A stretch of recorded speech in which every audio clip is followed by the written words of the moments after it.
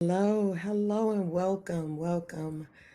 I am making sure I have the chat open so I can see our communications here.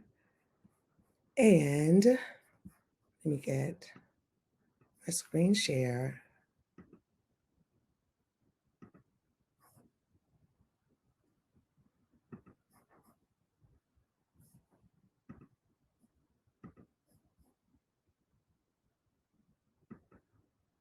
All right, I think I'm all set here. All right, today we are talking about faith, family, and full plates. I've been really enjoying this Pastors Do More Than Preach virtual summit today. It has really been amazing. Some great sessions, a lot of really good information. And I'm so excited to just kind of keep the party going here with a little more information. This is going to be a very practical session today. So I am hoping that you find a lot of value in it. I'm going to be sharing with you some tools that I have found useful in my life. And we're going to be talking about strategies for effectively managing our faith, our family, and all of the things that we have been putting our hands to. So if you don't mind, we're going to go ahead and get started. I see some of you are coming in. I just want to say hello and welcome to all of you. I know many of you I saw in some earlier sessions are in the north and the east. I am coming to you today from sunny South Florida. So I don't want to make you too jealous, but it is really, really beautiful out here today. It's a beautiful day. I'm really excited to be here with you. And I know I'm sending some sunshine and some warm weather your way. So I want to blow some of that your way today. It's really beautiful here. And so as we dig in, just a little bit about me. I am Charisma Adams. I am a wife. I am a mother of three. I have a 24-year-old, a 19-year-old, and a 16-year-old. I am Gigi. So my 24-year-old is married and he has two children. So they don't call me grandmother, they call me Gigi. So I'm Gigi to two amazing little children, Carter and Alani. I am a pastor. I have been a pastor for probably about 14 years. I can't really remember the exact number of years. I'm a business owner. I own two businesses. And I am what I call a community connector. So I'm involved in a lot of different organizations, but they all kind of central around the same purpose and passion. And we'll talk about that a little bit today. So that is why I'm here to talk about how us as, whether we're pastors or business owners or faith influencers or community leaders, how can we effectively manage all of those things, all of those roles? How do we keep those balls in the air and, not drop any of them? And so that's what we're going to dig in to today. I put the scripture here because this is a scripture that is very near and dear to my heart. It is something that really keeps me centered. John 4:34 just says, it is my nourishment. It is my food. It is my sustenance to do the will of him that sent me and to finish his work. It is so important. Many of us start a lot of things. Many of us are involved in a lot of things, but I don't know how much we prioritize really finishing the work, right? How much we prioritize really, seeing things through to the end. And so that's how one of the, if we use these strategies, if we use some of these things, in conjunction with probably things that you have found very effective, I am sure that we can see those things through to the end, because ultimately that's what we're all working for. We're working for that well done, right? We want to hear God say, well done, my good and faithful servant. So we don't want to get started on the work and abandon it because we just don't know how to manage all of those things in our hands. So that's really what we're going to dig into today. Kind of divided it into these categories. We're going to look at roles. We're going to look at goals. We're going to look at time.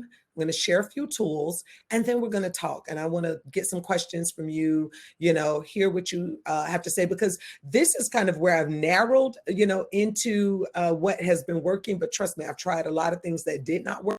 So if you have some questions about something you've been trying to do, something that is working well for you that you may want to share with me, that is amazing.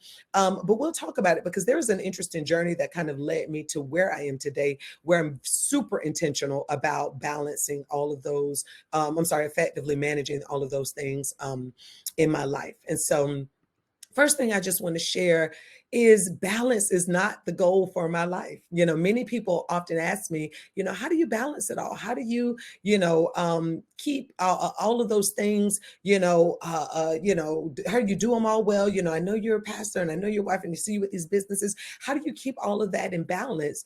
And I just want to tell you, balance is not the goal. When you look at the definition of balance, it means an even distribution of weight. It is a condition when different elements are equal. And I just want to tell you up front, the things in my life are not equal, right? My role as a mother is not equal to, some of the volunteer work that I do with some of my friends, their organizations or their businesses or something. Those things are not equal. So there's some things that are weightier, right? There's some things in my life, some matters that are weightier. And so I don't desire to put everything on the same plane. I don't desire to have an even distribution of my time and my resources and my energy to every single thing. And so you'll see how that works for me. And hopefully you'll find if any of these strategies, may work for you. But balance is not the goal for my life. Okay. So then let's shift. My goal is attunement. Attunement means to bring everything into one accord. That means that the things in my life are in harmony. There is synergistic relationships between the parts, right? And so they feel like they're at one with each other. The Greek word for one accord is homothumadon. And I'm not sure if I'm pronouncing that right, but it's homo means the same and thumos means passion. And so that just simply means that everything on my plate is birthed out of the same passion. They share the same passion. So they may be different things that I'm doing, different what's, there may be different how we're doing it, but the why is always the same. I have a passion to bring glory and honor to God, a passion to see people and souls come into the kingdom, and a passion to serve this world with my gifts. And so everything I do is birthed out of that same thing, right?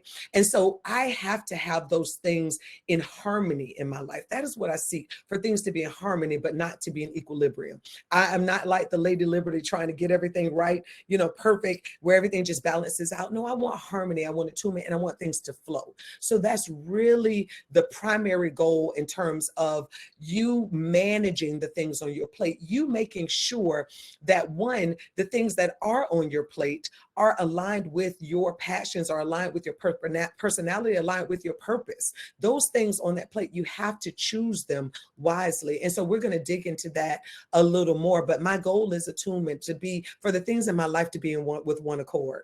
That is the goal. So you will see as I keep going that everything keeps pointing back to that, how I manage, how I look at, how I evaluate the things that I participate in. It all goes back to things being in harmony and synergy with the core. Okay.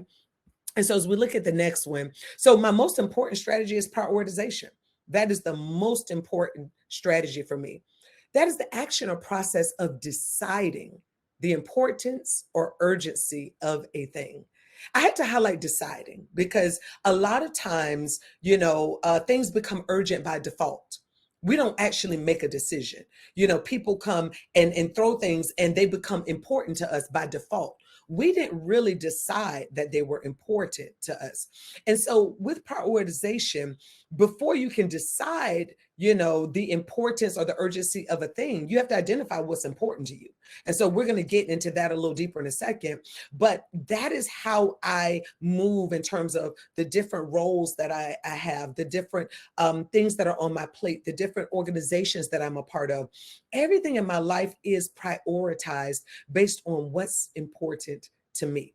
Because what's important to you may not be important to me. What's urgent for you may not be urgent for me, and vice versa. I may come and think something is wildly important at this time, but it may not be, based on the season you are in your life, based on the assignments that God has given to you right now at this moment, based on, the roles and the hats that you're wearing right now. We don't wear the same hats and we don't have the same roles for all of our life.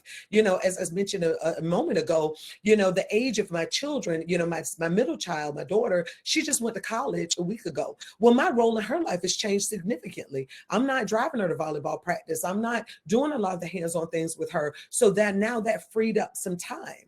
And so now I look back and reprioritize, I shift around things based on what what's important to me. Prioritization allows me to keep the main thing the main thing. Okay, so we're not drawn and sucked into, every whim of culture, every wind of, popularity, things that are just blowing around and things that, are shifting in our lives and our environments. We are able in any environment to keep the main thing the main thing. And so right now, there may be a lot of things that people are doing, right, as a response to what is, outside stimuli. But right now, there are certain things that are very important. Those are the main things in my life right now. And I have to stay focused on that. And so that's what prioritization allows me to do.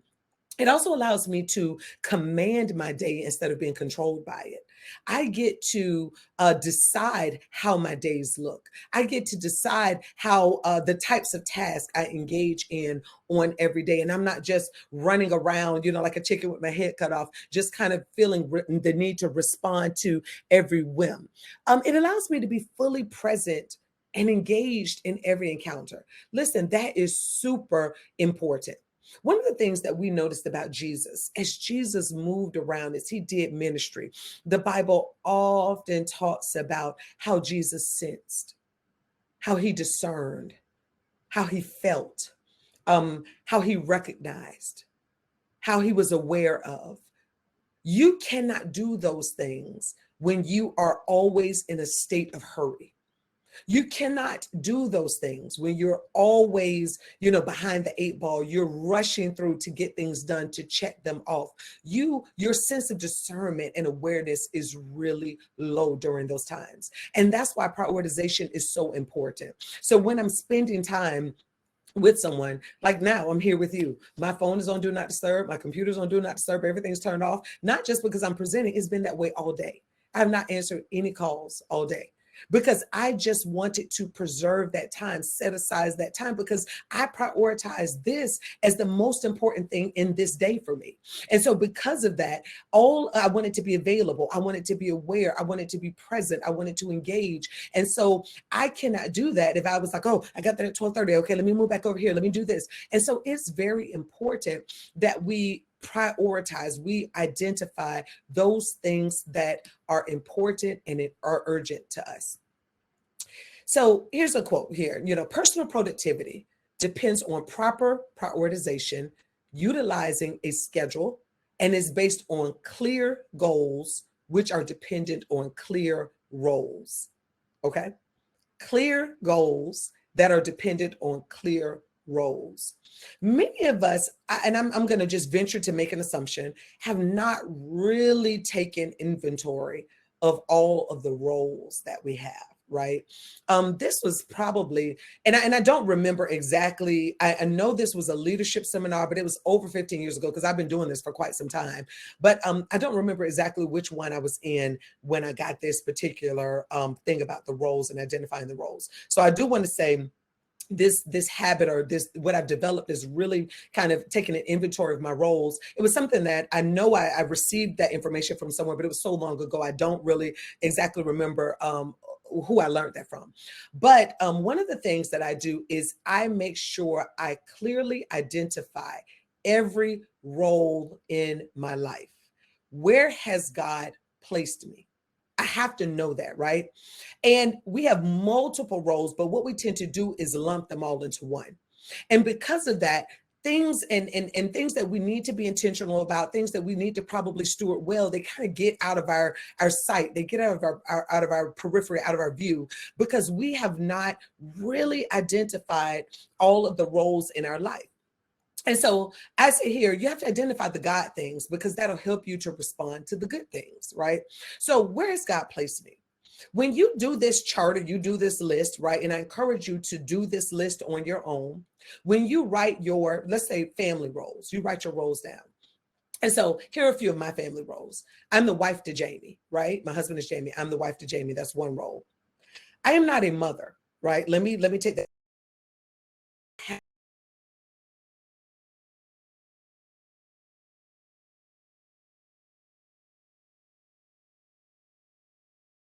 Separate roles. The reason they're three separate roles is because they're three different people with three different calls and purposes and personalities and missions, and I have to parent them differently. I'm not just a mother and they're all kind of stuck into one bucket, because my children are different and what they need from me is different based on who they are. And so I have to separate those roles. I can't just lump them all. So many of us will say, oh, I'm just a mother. And what we'll do is we'll take our children and we say, oh, I'm going to take them all out on Saturday. We take them all out on Saturday and we spend time with all of them in a group. But sometimes when you're doing that, and it's not a bad thing to do. So I don't want to criticize or say I'm critiquing anyone that does it that way. But for me, sometimes my son, I can sense he's more sensitive, right? My son is more sensitive than my daughter. And so he needs more emotional, contact than she does. She needs more intellectual contact. She's just, because she's a little different, they're different. They're made different.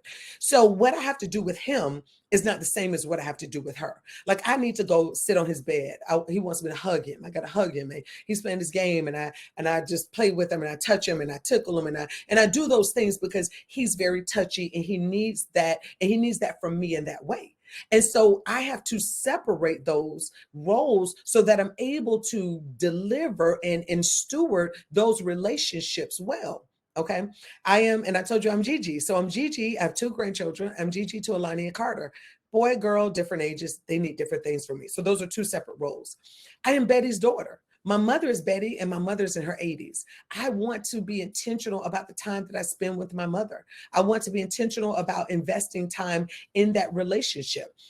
And so again, that's how I look at my family roles. I don't necessarily, in my intentionality, in my prioritization, list out all my cousins, but yours may look different. You may not be married. You may not have children. You may say, you know what, my family roles are, I'm a daughter, or I'm a sister, or I'm a cousin. So whatever those relationships that God have placed you in that you need to prioritize, those are the roles that you want to list under family roles, right?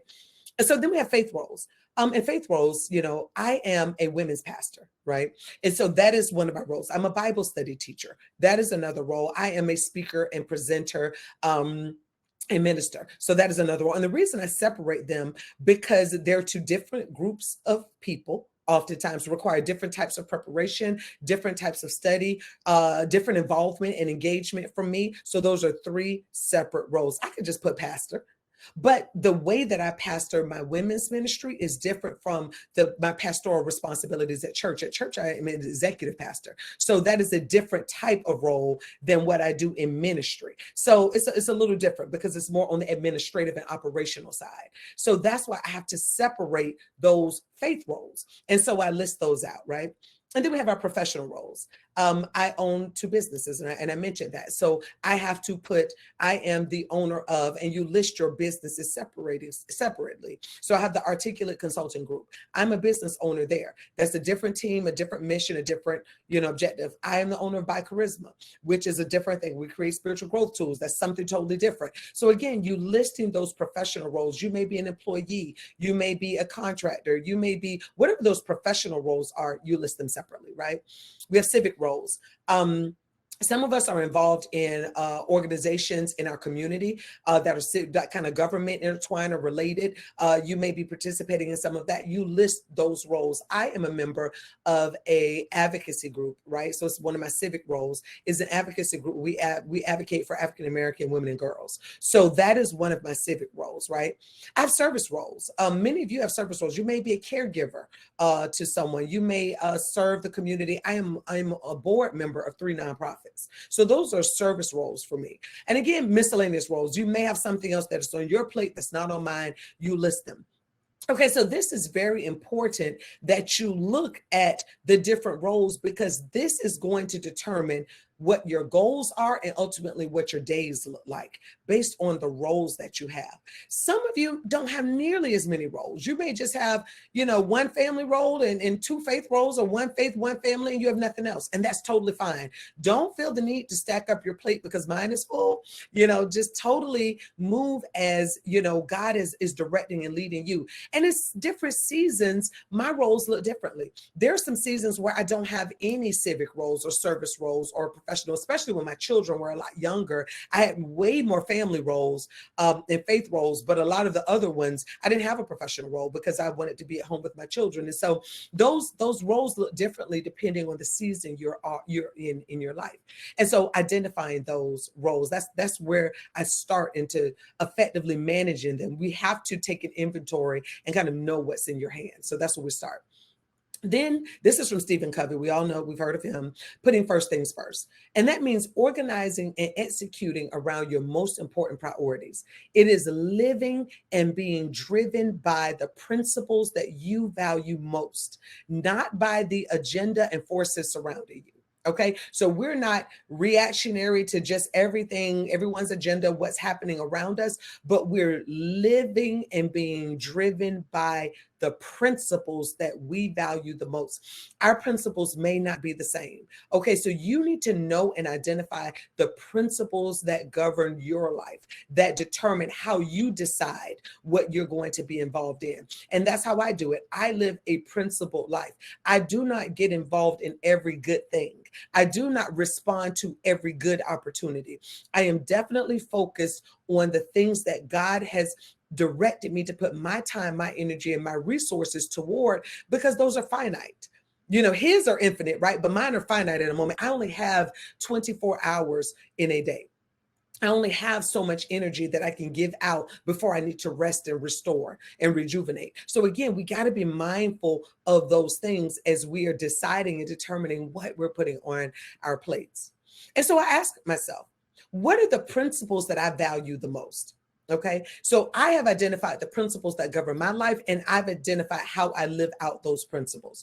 This, again, I know this may seem like, okay, what does this have to do with the time and the calendar? But this is how I determine what is on my plate and what I'm putting my hand to and what I'm getting involved in and what I make myself available for. Okay, this is how I decide that. It starts with my roles, my goals, and my principles. That's where all of this starts from. So you have to identify the principles that govern who you are, what you have, how you serve and give, and how you live and behave, right? You identify those principles for yourself. They may not always be the same. Mine are really simple. You see my simple list. I put it in here so you can see, you know, how I've decided. Because what I used to do is say yes to every good thing. And I was burnt out. I actually went into a depression and had a breakdown several years ago. And I'm too young for that, you know?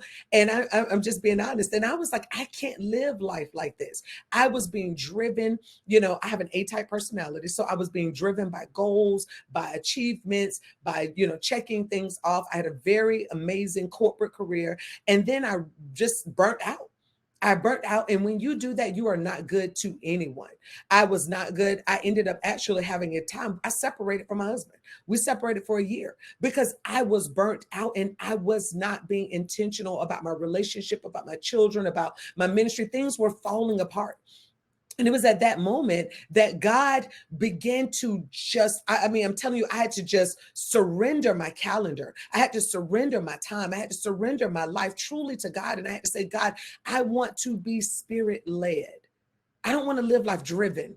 I want to live life led. And so that is the core principle that guides everything I do, everything I'm involved in. That is how I am able to do so many things because I truly am led of the Spirit. I truly am led by God on what to respond to and what to say no to. And it is okay. Let me tell you, I would rather upset a couple of people about me having to say no to what they've invited me to or what they've asked me to participate in, than me live my life and meet Jesus and totally surrendered and just gave up my purpose and did not fulfill it. You know, that's not a fair trade-off for me. That's not a trade-off I'm willing to make. And so it was important that I identified my principles. And so one of my principles is be the light. I am called to be the light. That means that I typically, when I do community working in the nonprofits that I worked in, they are dealing with individuals in dark places.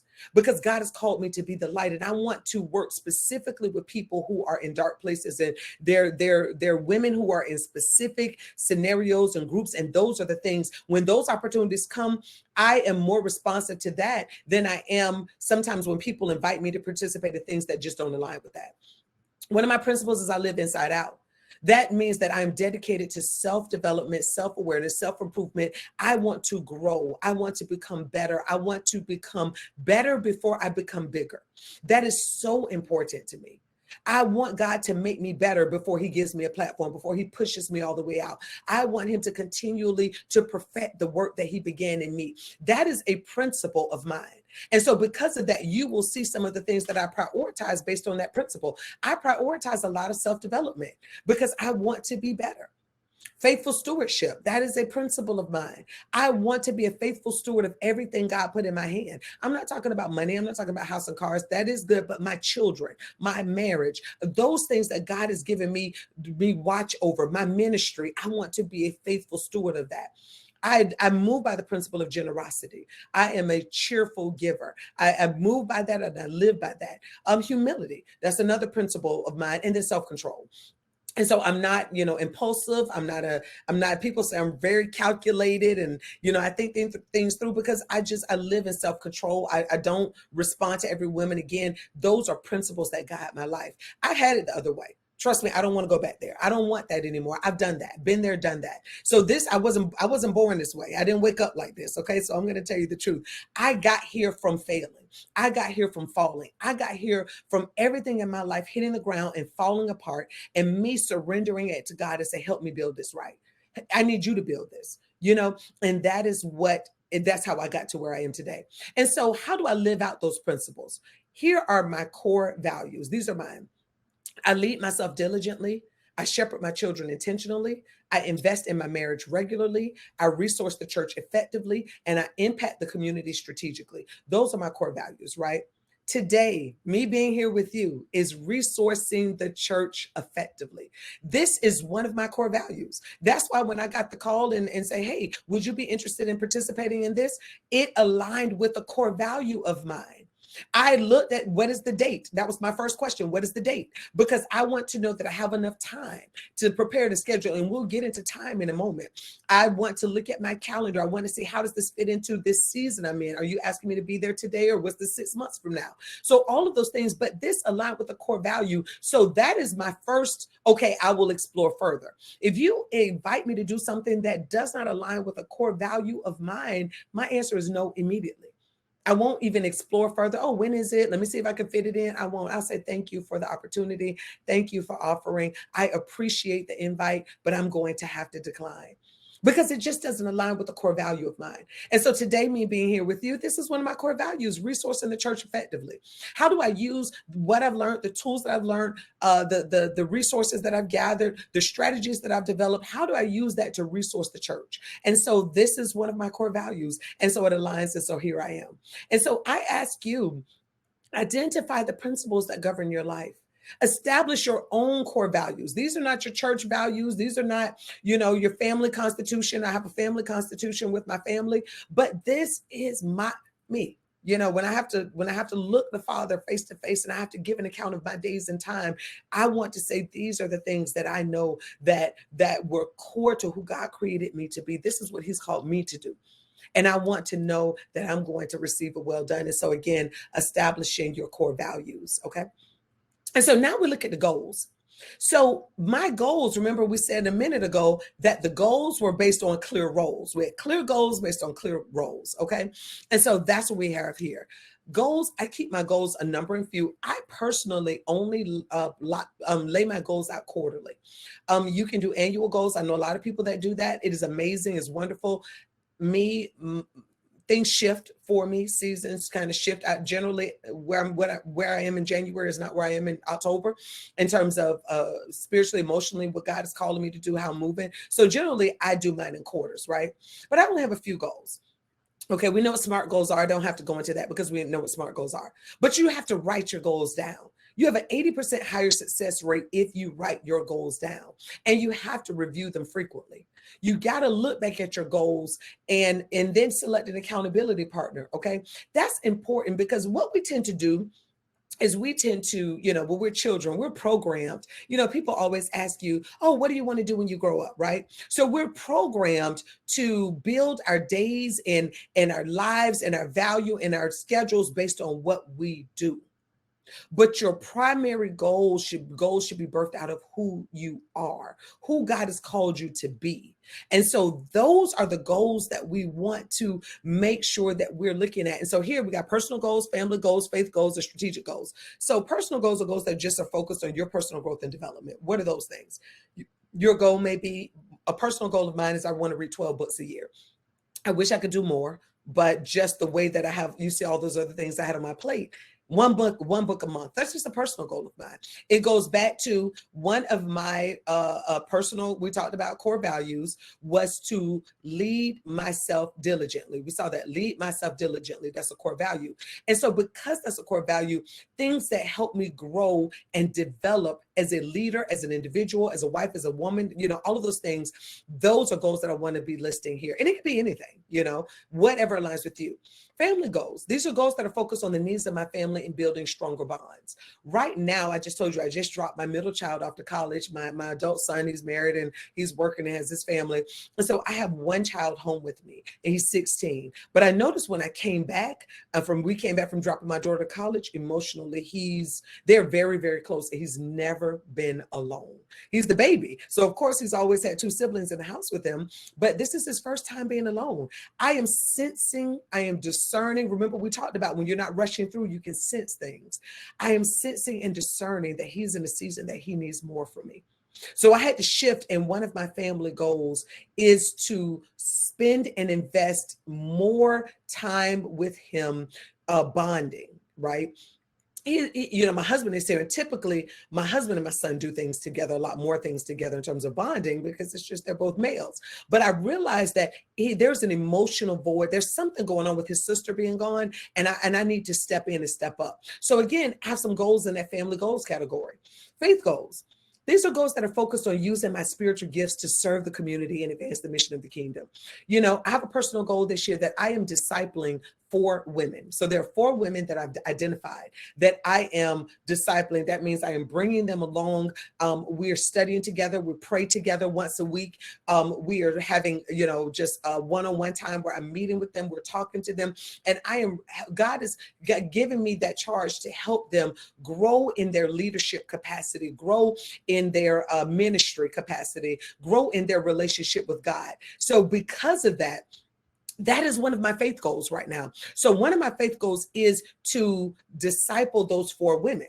Okay. So when we look at these goals, those things have to be built into my calendar. These goals, these have to be built in. I can't just say I have a goal to disciple 4 women, but I don't schedule any time with them. I don't put on my calendar any intentional time to spend with them. So then that means that I just will miss the mark. There's no way I'm going to get there if I don't, if I'm not intentional about the small things that lead there. Right. And so that's very important. They always say, keep your eyes on the big goals, on the big things, so that all of the small things point in that same direction. And that's why it's important for me to keep track of those big goals. And then I have strategic goals. These are just goals that are focused on expanding my network or reach in order to have greater impact. And so sometimes that may be, speaking somewhere, that may be participating in an opportunity to network or meet more people. That could be a variety of things. Sometimes it's to write. I have a book I'm working on, another book I'm working on. So one of my strategic goals is to complete that book. I have a date and a time, and that is a strategic goal of mine, because again, that book is going to expand my reach. And so those are one of those strategic goals of mine for this year. So again, identifying those goals, very, very important as we get into now digging more into some of the weeds.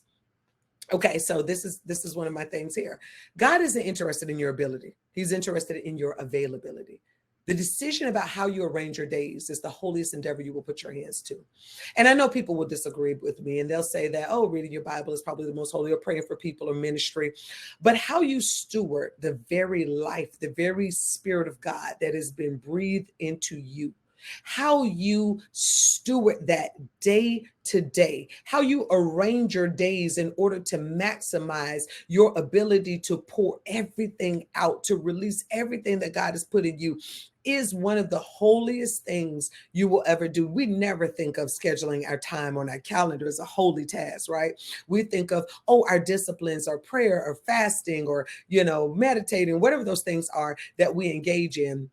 But I'm here to tell you, that time that you spend calendaring your weeks and your days and your hours, this is your response to God with saying, God, this is how I am going to use the most valuable thing that you've given me, which is my life. This is how I'm going to use it. This is how I'm going to offer this back up to you as a living sacrifice. This is how I am going to ensure that the investment that you put in this earth of me gives you a return. I am going to look at my days. I'm going to look at my time with intent. I am going to surrender them to you that you may do with it as you please. I'm telling you, there's nothing more holy that you can do than respond to God that way. Respond to God with the biggest gift that he's given you, the most precious thing that he's ever given you, with it, which is you, your own life, to be able to do and to work for him and to be used by him. And so again, that is why those things, those roles, those goals, those principles, all of those are important, because now we're going to get into the nitty gritty, which is your time, right? Your schedule is far less about what you want to get done and more about who you want to become. Okay. And I say that because my time is about who I want to be, not what I want to do. There are some things that I will do on my journey to who I want to be or who God has called me to be. But it is not, my days and my times are not circled around what I want to get done. Absolutely. There are things that I have to get done in order to be that person. So we plan our time, we protect our time, and we prioritize our time.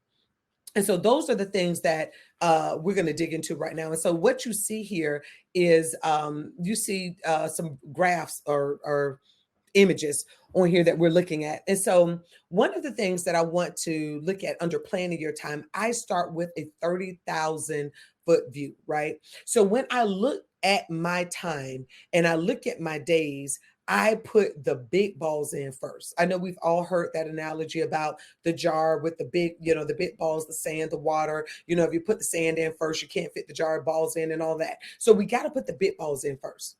So when I look at my calendar, I look at it for the entire year. I look at it for the whole year, and I put the big balls in first. The big rocks are this my anniversary, right? Those are my children's birthdays. Those are vacations. That is our annual holiday trips. Those are those major things that even for me, I do an annual women's conference. It is that annual women's conference. I put those dates in.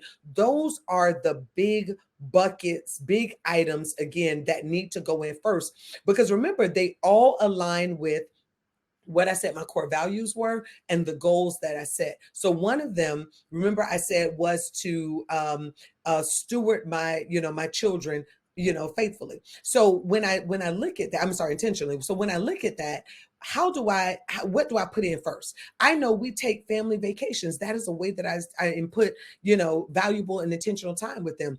I put that in first, right? That's my family. My family always goes in first. So I'm just going to tell you, my family goes in first. My faith goes in right after my family. So those two things go in first. And then all the other stuff on the plate gets in where it fits in. So when I look at my annual calendar, spring break is in there, do a summer trip, we do a Christmas trip, the holidays, all those, my anniversary, my children's birthdays, all those go in first. My mom's birthday, that stuff goes in first. Thanksgiving is a big deal for my mother. All of her children come in from everywhere. We spend the time. So Thanksgiving week is in there. All those things are in there first.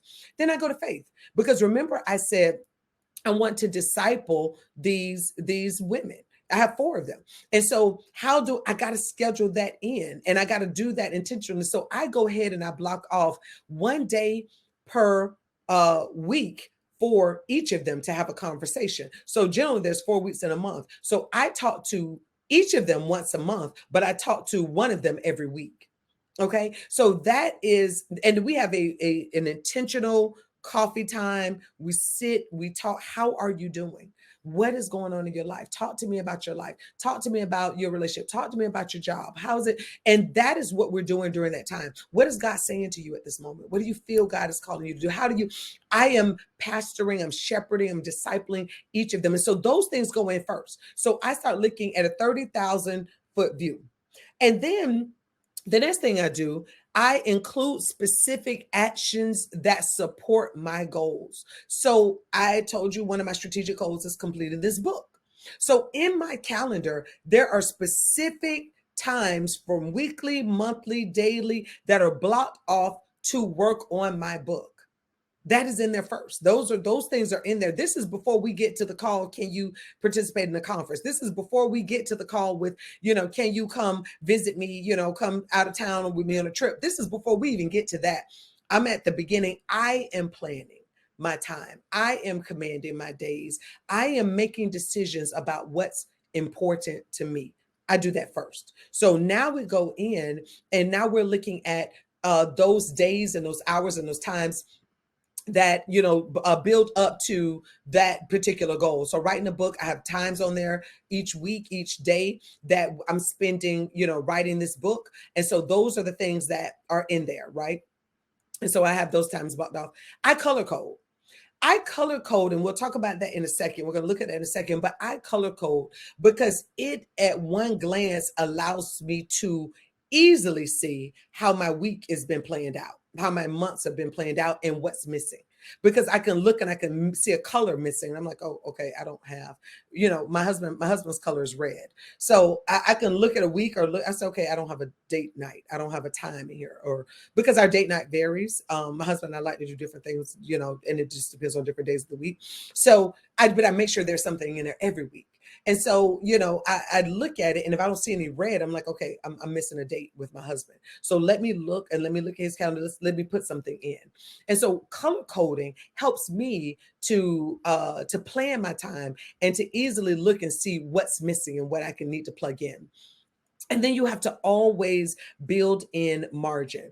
It is so important that you build margin into your days, into your weeks. So, for example, I knew I was going to be here with you today. Actually, didn't work yesterday or today, right? And so I built in margin because I wasn't sure what God was going to lead me to do. Especially if I have an opportunity where I'm going to be sharing with someone or I'm going to be ministering, I do not schedule and book all the way up until the ministry time. So I don't know what, and I leave margin for God, right? I leave space and room in there for God. There's an interesting, and I don't want to digress too far, but I always have this visual when I think about margin, and I think about pouring new wine into wineskins. And one of the reasons that they did not pour into old wineskins because there was no real flexibility in the bag, right? Because as it lost its flexibility over time, it got rigid. And when you will pour in new wine, the wine, as it began to ferment, a layer of gas would build in the bag.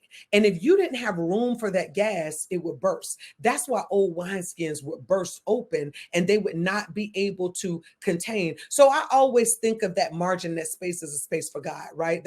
And I think of it like the gas, and that's the room for the Holy Spirit to have some space in there.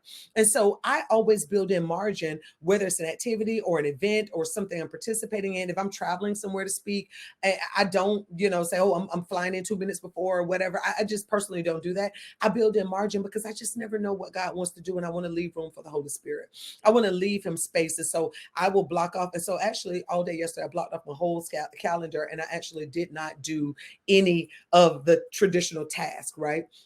That I would have had. I had some things in there that were kind of placeholders, but I just, moved them out or whatever. So I leave room for God. And so that's one of the things that is important for me, building margin. Also building margin for me, just to not be rushed, not to be hurried, to pray, to be sensitive, to be able to be aware. We talked about that a moment ago. That's how Jesus was able to minister that way, that he was able to do. He wasn't, you never saw him hurried. Even when people brought things to him that they felt were important. Oh, Lazarus dead. Jesus was like, okay, I'll be there in 2 days.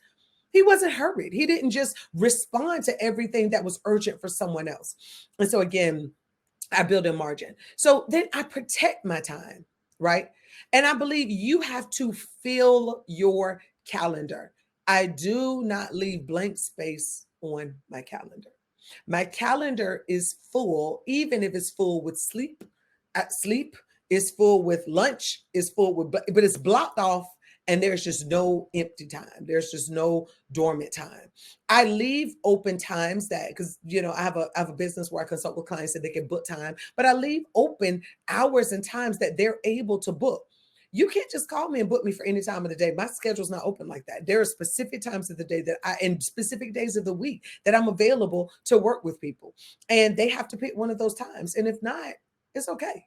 And so I have to protect my time. I build in buffers. Building in buffers is important, when, not just the, margin for God, but buffers before and after events or activities, just because, again, I want to make sure that in the event the Holy Spirit moves. And I had this happen recently. I went to a meeting at a restaurant like a week ago, and I was there with my mentor. So that's, I pour into other people. I have to have somebody pour into me. So one of the things, I have a regular standing appointment with my mentor, and I sit there with her, and we're in a restaurant and we're talking. And I was able to discern that something was going on with our waitress. And it wasn't just, it was just spiritually. I just picked up something was going on with her or whatever. So because I had buffer behind the appointment, behind the mentoring time, I actually had probably about 45 minutes open before I had anything else that I needed to put my attention and focus to. So because I had that open, when we were done talking, and the waitress came back, and and I asked her, I said, "Do you have a moment?" And she said, "Yeah." And I walked over to the door. We walked to the door because I could just sense that something was going on. And I said, I would like to pray with you. Is there something I could pray with you about?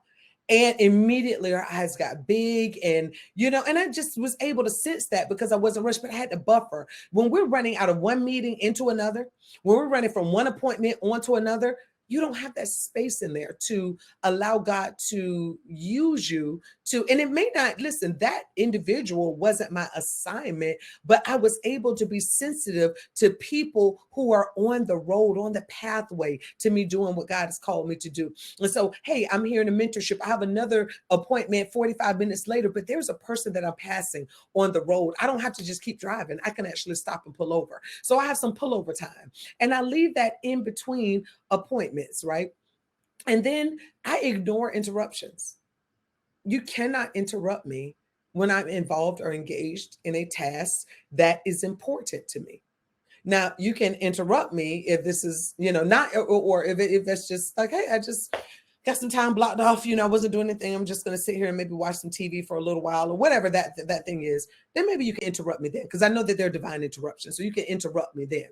But when I am, hand to the plow, doing something that I know God is calling me to do, if I'm engaged with you, if I'm sitting here and I'm having a time and you're sharing your heart with me, and you're speaking, I'm not answering my phone. I don't even have my notifications or my email pop up, because I decide when I'm going to look at my emails. I don't let them pull me in. If you haven't watched that movie, The Social Experiment, I think is what it's called. Listen, please do, because they talk about how they manipulate notifications to get you back dialed into your device. They, if you don't pick up your device for a while, you start to get certain notifications, and those certain notifications will cause you to open your phone. For example, you get a notification on Facebook that somebody's tagged you in a picture. Oh, you're stopping what you're doing, and you're going to look to see, what is this picture someone tagged me in? And so it's important. So the certain notifications you will get as interruptions. And so I just don't allow things to interrupt me. Most things can wait until tomorrow, so I let them wait. You don't have to, just move and let things kind of infringe on that, because again, you will get into a place where you are just being led by your schedule, led by your day. So we plan our time, we protect our time, and then we prioritize our time. We avoid the urgency trap. We have to avoid the urgency trap. This is Eisenhower's matrix. You can Google it, you can look it up. We've probably heard about these quadrants. The first quadrant is things that are important and urgent. Those are the things that I have to do. They're important and they're urgent, so I got to do those. Then you have things that are in quadrant 2. They're important, but they're not urgent. So those are things that we're able to schedule, because these are things that are important to me, but it's not urgent. I don't have to do it right this moment. Those are things that I'm able to schedule into my days, into my calendar. Then we have those things that are urgent, but they're not important, but we can delegate them. Things that are urgent, but they're not important, if they're not important to you, you don't have to do it. You can delegate that to someone else to take care of. Okay. And if it's not urgent and not important, you can delete it. And so I told you I had some things on my calendar. If I have built in, I want to watch some TV, or I want to, sit on my back patio, whatever, and it's just not urgent, not important, I just stuck it there. If an opportunity like this comes and says, hey, are you available? Those are things I could delete off my calendar. And I say, yes, I am available, because I've made time, but I prioritized my time. Another thing we do is use the 5 choices. If you don't know what that is, you can Google it. It's a Franklin Covey, thing. It's using the 5 choices, and I'll just read them to you. Choice number 1 is to act on the important and don't react to the urgent. You act on what's important, not what's urgent. Okay. Number 2 is go for extraordinary. Don't settle for ordinary. Sometimes we don't give ourselves enough time to do extraordinary things for God because we're so time crunched and we don't have enough. We just have to throw something together. We have to and we don't give our best. We don't offer up our best. So you have to go for the extraordinary, not settle for ordinary.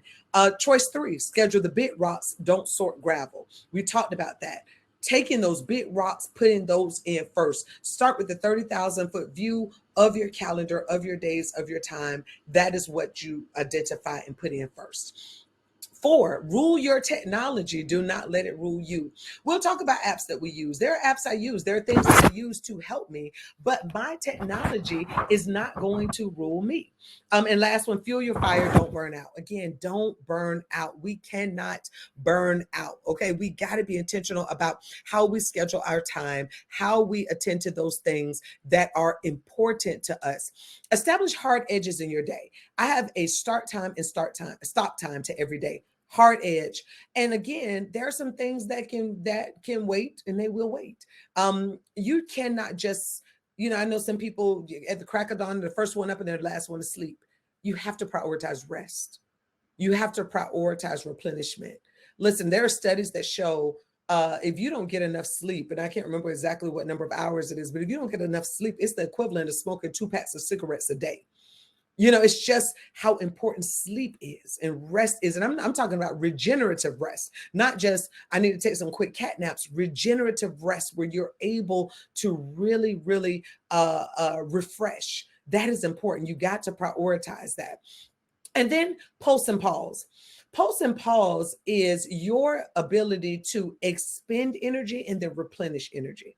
Expend energy and then replenish energy. It's very important that you have a rhythm of expending and renewing your energy. You got to have a rhythm. You can't just go, go, go, go, go, go, go, go, go, go, go, go, go without times of renewal. You have to have times throughout your day that you just stop and walk outside, take a deep breath, put your feet in some grass or something, or ride a bike, whatever that thing is you do, or just drink a couple glasses of water, step away from the computer for a moment. I know we're Zooming all day, every day, but step away for a couple moments. Establish hard edges in your day, but then pulse and pause. Get a rhythm of that. Another thing that pulse and pause does is it strengthens your ability to focus and not act on the urge to be distracted.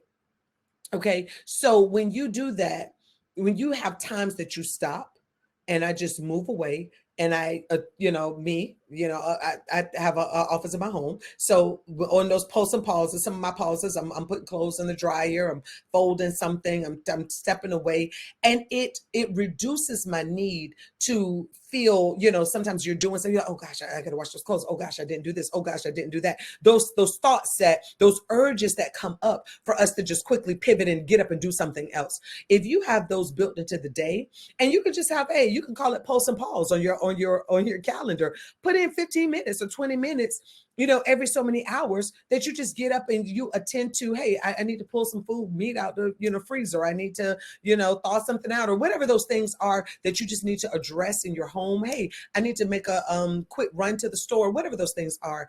Put those moments in there. Okay. And so here we go. Tools. We talked about our calendar, and I said your hue is a mental cue. What would your calendar look like if God were really in charge of it? If we really surrendered our time to God, what would our calendar look like?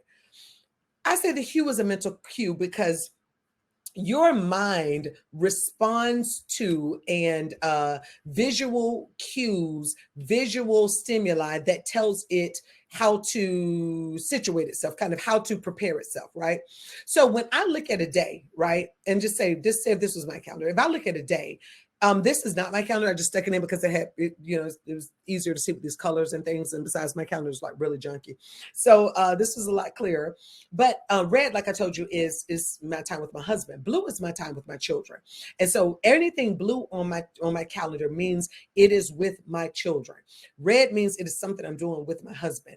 I have a neat teal color that is something that I'm doing specifically with my ministry, Faith and Flyness. So if I looked at my calendar, if this was my calendar, I would know Tuesday is a day I'm going to be involved in ministry, right?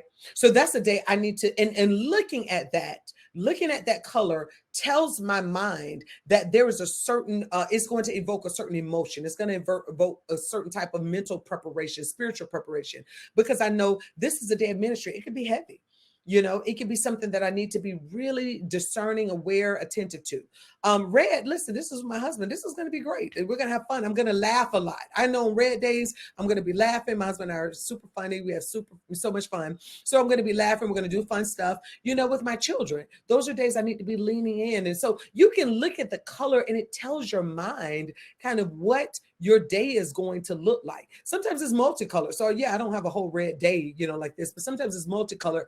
But I can say, there's this peach color, which is my business, my consulting business. If I see a day and it's pretty much all peach, I'm like, oh my gosh, I have to mentally prepare, because this is going to be a day I am pouring out a lot mentally. I do business and political strategy. That's like mind work. So that is the day I'm going to be pouring out a lot. And it's important that I am prepared for that. And so when I look and I see a day, if I just glance at my calendar, I'm like, okay, Wednesday's all peach. I know I need to go to bed early on Tuesday. I need to get up and I need to eat breakfast on Wednesday morning, because sometimes, unfortunately, I just don't eat breakfast. I had coffee for breakfast. It's a bad habit. Don't judge me. But I know that that's the day that I need to get up and eat breakfast. I need to, go to bed early the night before. I need to, kind of, and me, things have to be clean, and they have to be like, I can't have things laying around, not when I have to mentally be invested in something. So I know I have to, if there's clothes that need to be folded, they need to be folded on Tuesday. I need to put them away, because Wednesday is going to be a mentally draining day for me.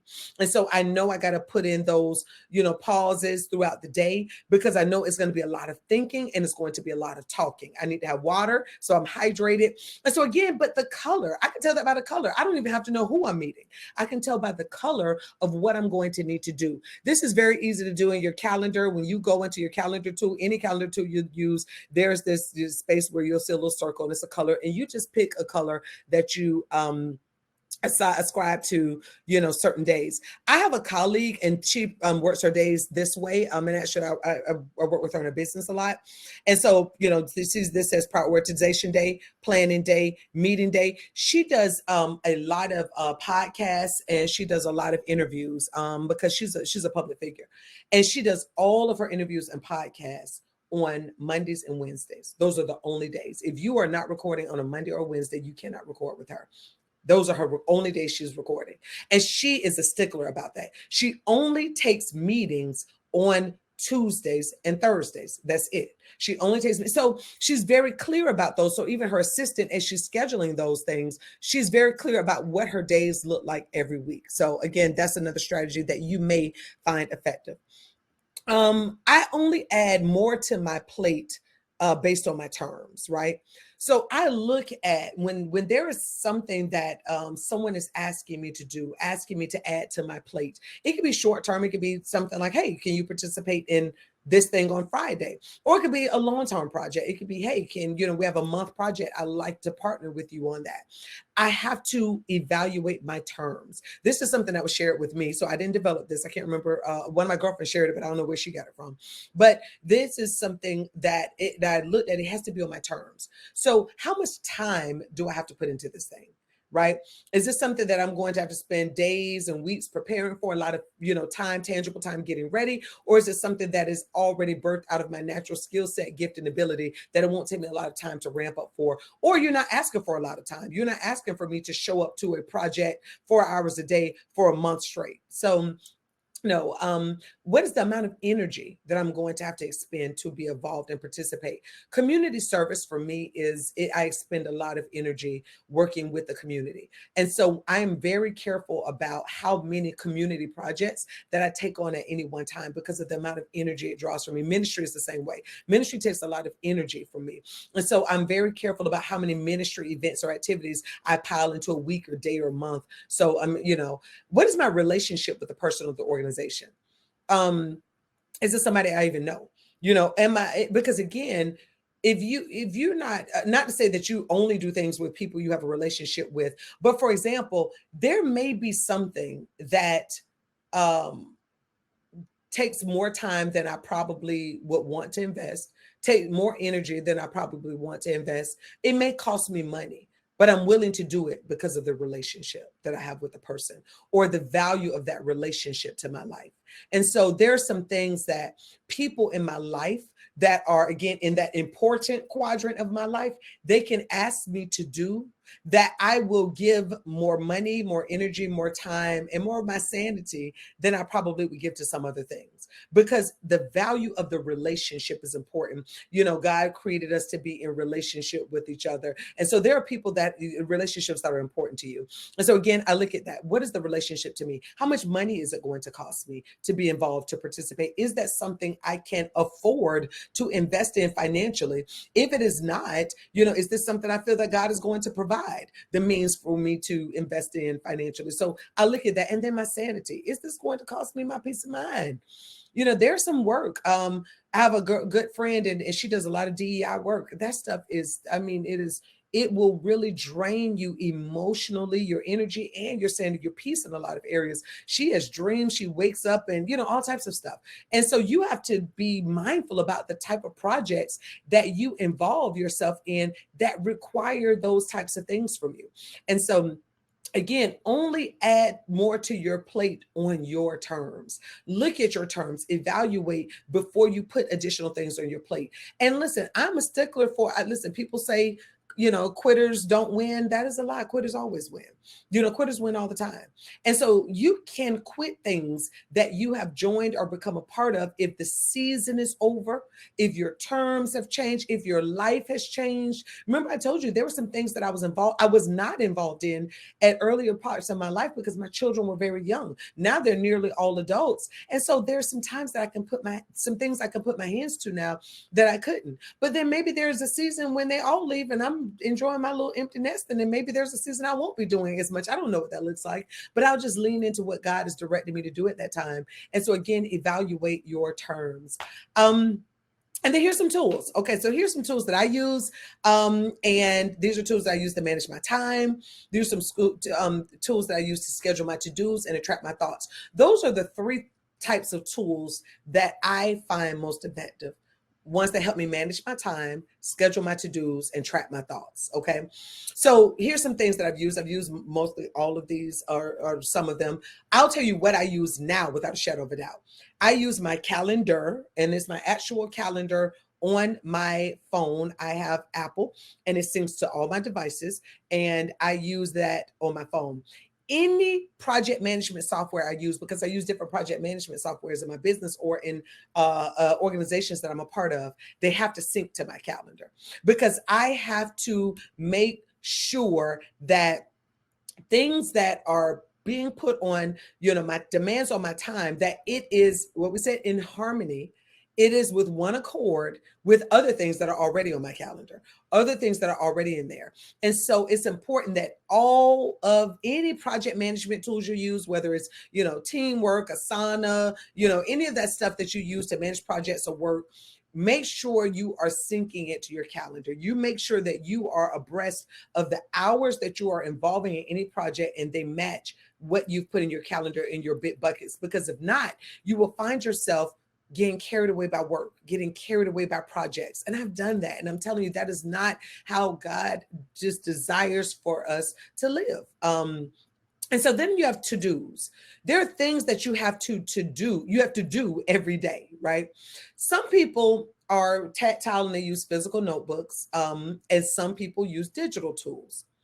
I have found I am super techie, right? And I use a ton of digital tools. But when it comes to my to-do, I have to use a actual physical notebook. So I have a notebook, and this is a blank page here. I don't know if you can see it, but it has literally the to-do list with the bubbles and you check next to it. I have to use that. And I put the date at the top, and I write down all the things that I need to do that day, the actual to-dos that are a part of the blocks of time or the projects that I've allotted my time to. So for example, if I am working on my book, right? Remember I say I schedule time every week. So I have 2 hours a week that I work on my book. So if this is one of the 1 hour blocks that I've designed to work on my book, then the to-do list may be to, complete the table of contents. The to-do list item may be finalize the book cover design. The to-do list item could be anything, but it falls within that block of time, work on my book, the 1 hour work on my book. You can use Trello, Todoist, Asana. Google and Microsoft both have to-do lists. Whatever works the best for you. Remember the milk, people have that. Whatever the work works the best for you, but you have to have something to schedule the things you need to do. So that makes sure, remember I told you John 4:34, that my meat is to do the will, but to finish the work. You can't finish the work if you're not checking off all of the boxes that go toward finishing the work. And lastly, I say you have to track your thoughts. What you will find is that as you work on different things, God will give you downloads. He will breathe inspiration to you. Sometimes you're listening to a podcast and there's a thought that you have about something that's said. Sometimes I'm listening to minister and I'm walking or riding my bike and there's a thought. You have to have a place where you track your thoughts. Again, some people use physical notebooks and they may have a notebook that they actually use. I use Evernote. Some people use the notes feature in their iPhone. I know a lot of people that use that. Microsoft OneNote, Google Drive, and Google Drive, you can open up a doc, and with Google Drive, you can dictate. I don't know if you know that, but you can dictate. You can actually just speak into your computer and it'll type everything up for you. So those are some tools that you can use. I use Evernote because I like to put labels and categorize, and then I can search by words, because sometimes I can't remember what the thought was. I can't remember where it came from, but I do remember there was something I wanted to share about, like even this about the Eisenhower matrix. I can go on Evernote, type in Eisenhower matrix, and any note that I've written on that about the quadrants will come up. And those help me to prepare. Those help me to prepare more efficiently by doing those things. So I am managing my time. I schedule my to-dos and I track my thoughts. I do have a notebook that I actually keep by my bed, because sometimes when I wake up in the morning, as I'm reading my Bible, as I'm meditating and things, God will download a thought and there's a word or something that comes into my spirit, and I write that down in my notebook. But this notebook that I have is literally reserved for downloads. It is literally God speaking to me. That's what goes in this notebook. Everything else, things I'm working on, things I'm studying, research, I'm doing personal development. Sometimes I read a book and there's a line out of the book I want to meditate on. I'll just copy and paste it into my Evernote, but I use Evernote for all of those things. All right. So now let's talk. Roles, goals, time, tool. I have been talking for an hour straight. Good Lord. Roles, goals, time, tools. Any questions, anything you want to ask? I'm looking at the chat right now. Anything you want to ask about any of those things we've discussed, anything you want to share, you can share a thought. If you have a question about anything related to the roles, goals, time, and tools that I shared, the information I shared earlier, if you want me to go back to a slide or recap something for you, I'll be more than happy to do so. So let me know. We can talk right now. Looking in the comments to see if anyone has anything that they want to say. All right, while I'm waiting to see. In the meantime, if you want to stay connected, here is my contact information. Those are my websites, my businesses. Those are my social media handles, and my company by Charisma. This is what we do: spiritual growth tools to flourish in faith, so you can live happy, healed, and whole. And so if you do not have any questions, it has been my absolute pleasure to spend this time with you today. I've thoroughly enjoyed participating. Absolutely.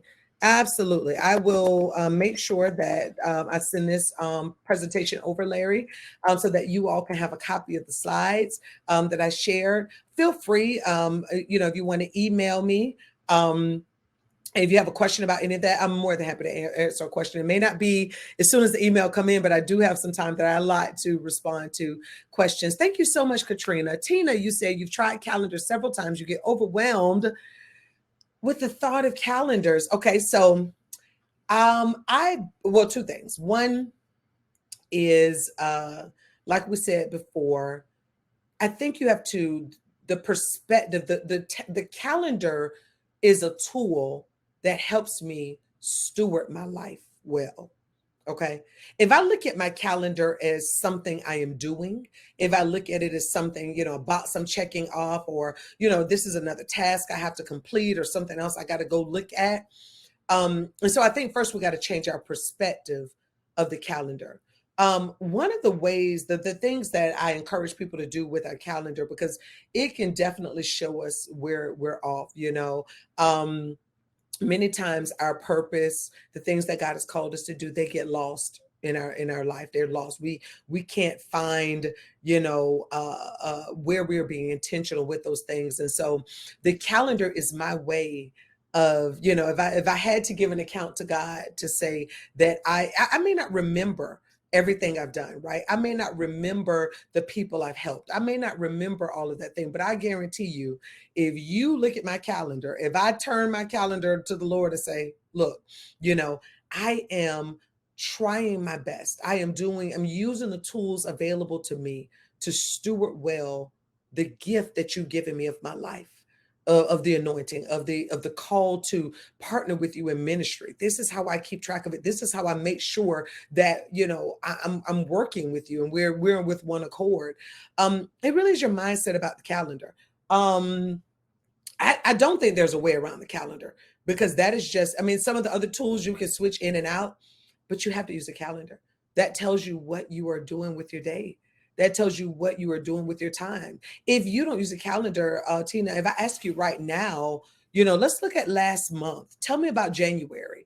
What were the things that you spent the most time doing in January? Where did you probably make the biggest impact in the community in January? Where did you offer the most service in January? Most of us can't remember Monday, let alone January. But if we look back at our calendars, we can say, you know what? I'm looking back, because mine are color coded. I can say, wow, my community work is this interesting purple color. So I can say, you know what? I was intentional. Here's a project, I'm personally doing a vaccine. Here's some community work I'm working on. I didn't hear you, Tina, but I can imagine you laughing, right? You're like, last month, what about?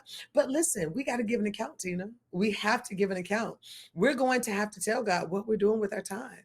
We're going to have to give an account of our deeds. We can't remember the things, so we have to use a tool to help us. I think if you start with a routine of calendaring, that's how I had to start. Now it's second nature. Sunday afternoon at 3 p.m. was my calendaring time. It was my calendaring and budget time. So that's when I look over my money, and that's when I look over my time. We didn't get into money, but those are things that I have to steward well. And so that Sunday at 3 was when I sat down and I opened up my calendar for the week. And again, some people plan for a year. I tend to do quarters, and then I look at months. So I put the big balls in for the year. And then I put those goals in only for the quarter. So me working on my book, I only have that up until the end of March. What days and times I'm working on my book in April, I can't tell you right now, because I have to sit down at the March and do it again for second quarter. So every quarter before the quarter starts, I look at that stuff. I look at, where I'm spending that time. And so I do that every Sunday at 3. I would sit down, I open my calendar, and I will put the blocks in. I am going to schedule some time to read. So I'm going to schedule 30 minutes of reading, twice a week. And I put in those times. I'm scheduling time to meet with God. I personally have a meeting with God every morning at 7 a.m. And I call it meeting with God. That's my prayer time, my meditation, my reading my Bible every morning at 7 a.m. You cannot call me for a meeting at 7 a.m. That's my God time, right? So and it's blocked off. You can't even schedule it. It's not on my calendar anytime. That's when I meet. So those things are put in early, my date time, and when I'm going to work out, and, when I'm going to rest and just refuel, the time I'm going to start working, the time I'm going to stop working. Just try it for 7 days, Tina. Try it for 7 days, plan ahead. And then when people call and say, Tina, can you come with me on Thursday? You look at your calendar before you respond. Make it a habit of looking at your calendar before you respond. Oh, thank you so much, Larry. Listen, got it together now. I was a hot mess back in the day, Larry. It was a hot mess. I did not. I was, listen, all over the place. I was running crazy, running myself crazy, and probably disappointing the Lord. But I had to get it together. So I got it together, and I'm diligent, and I'm on task now. But it's trial and error, and it's been some work. So Tina, you're not going to get it overnight, but just be intentional about making an effort every week. Every week. You love the saying, quitters do win. You need to see that to people not understanding when God leads you in another direction, like for ministry, things, a bunch. I need to learn about my time. Oh, yes. Listen, you have to quit. You got to quit the things that are, listen, it's the season up, the time up. I'm not in that space in my life anymore. God is, calling, and we got to be okay with that. Listen, I am more okay with disappointing a few people about what they want me to do and expect me to do than I am about looking God in the face and saying, I didn't get a chance to get around to that because I was too afraid of quitting the choir. I used to be a praise dancer back in the day. I'm not praise dancing right now. I had to stop. I had to quit.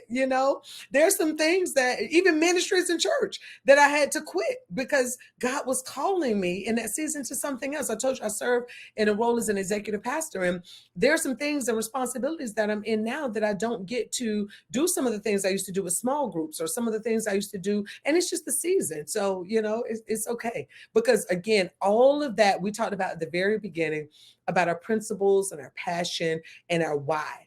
All of those things point back to my why. Okay. And God is at the root of my why. And so again, as long as we stay focused that way, as long as we, continue to, our primary focus is making sure that we please God.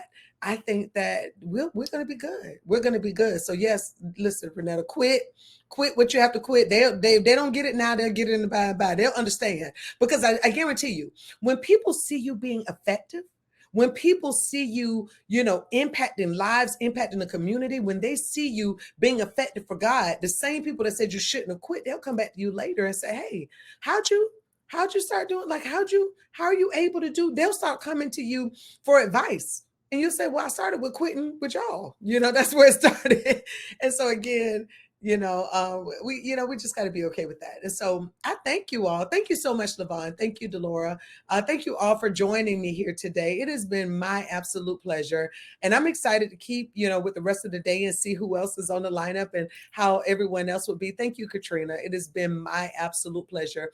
Again, I will make sure that the slides are available. Please feel free to reach out through email or on social. It's been a pleasure being with you today. Again, I am Pastor Charisma Adams, and we've had a great session on faith, family, and full plates. And I pray that when you leave here today, you are equipped to manage effectively and be a faithful steward over all that God has called you to be and all that He's entrusted you with. Thank you so much. Thank you, Denise. Thank you, Clara. I hope you all have a blessed day. Thank you.